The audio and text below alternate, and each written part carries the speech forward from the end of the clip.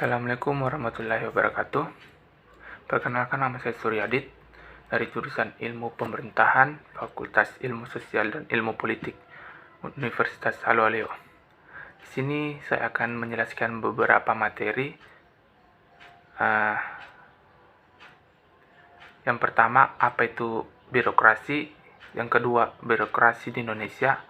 Yang ketiga, kelemahan-kelemahan birokrasi. Dan keempat, reformasi birokrasi.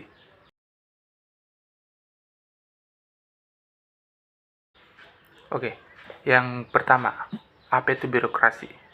Birokrasi adalah merupakan struktur tatanan organisasi, bagang pembagian kerja, dan hierarki yang terdapat pada sebuah lembaga yang penting untuk menjalankan tugas-tugasnya agar lebih teratur. Seperti contohnya pada pemerintahan, rumah sakit, sekolah, militer, dan lain-lain.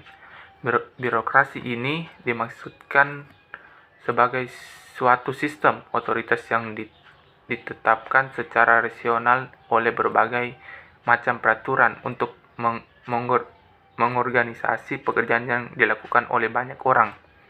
Dalam pelaksanaannya, birokrasi memiliki prosedur atau aturan yang bersifat tetap dan rantai komando yang berupa hierarki kewenangan mengalir dari atas ke bawah. Fungsi birokrasi: 1. Melaksanakan pelayanan publik. 2. Pelaksanaan pembangunan yang profesional. Ketiga, perencanaan, pelaksanaan, dan pengawasan kebijakan. 4. Alat pemerintah untuk melayani kepentingan masyarakat dan bukan merupakan bagian dari kekuatan politik atau netral.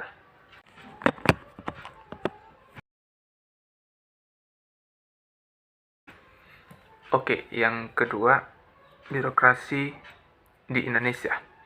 Birokrasi di Indonesia adalah lembaga pemerintah yang menjalankan tugas pelayanan publik baik di tingkat pusat maupun daerah dengan menerapkan nilai-nilai Pancasila dan berdasarkan Undang-Undang Dasar 1945 dan sesuai dengan budaya Indonesia.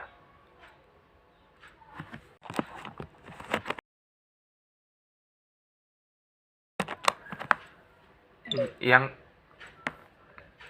ketiga, kelemahan-kelemahan birokrasi. Pertama, penerapan standar efisiensi yang dapat dilaksanakan secara fungsional. Yang kedua, terlalu menekankan aspek-aspek rasionalitas, impersonalitas, dan hierarki. 3. Kecenderungan birokrat untuk menyelewengkan tujuan-tujuan organisasi. Keempat, berlakunya pita merah dalam kehidupan organisasi. Contoh kelemahan dalam birokrasi pada organisasi pemerintah daerah adalah tumpang tindihnya peraturan pemerintah pusat dan daerah serta adanya peraturan daerah yang menghambat event.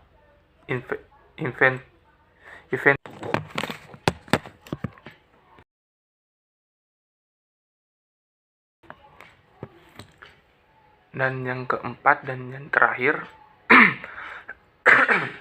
reformasi birokrasi merupakan salah satu upaya pemerintah untuk mencapai good government dan melakukan pembaharuan dan perubahan mendasar terhadap sistem penyelenggara pemerintah, terutama menyangkut aspek-aspek kelembagaan atau organisasi, ketatalaksanaan, dan sumber daya manusia aparatur. Melalui reformasi birokrasi dilakukan penataan terhadap sistem penyelenggara pemerintah yang efektif dan efisien. Reformasi birokrasi menjadi tulang punggung dalam perubahan kehidupan berbangsa dan bernegara. Secara singkat, reformasi birokrasi diartikan sebagai upaya untuk melakukan pembaruan dan perubahan mendasar terhadap sistem penyelenggara pemerintah dalam rangka mewujudkan tata kelola pemerintahan yang baik atau good government. Good government.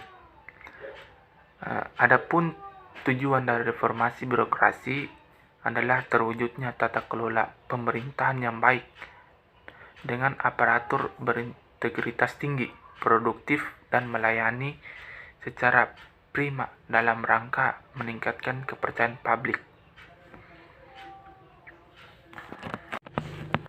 Itulah tadi beberapa materi yang saya jelaskan tentang birokrasi. Lebih dan kurangnya mohon dimaafkan. Wabillahi taufiq wal hidayah. Wassalamualaikum warahmatullahi wabarakatuh.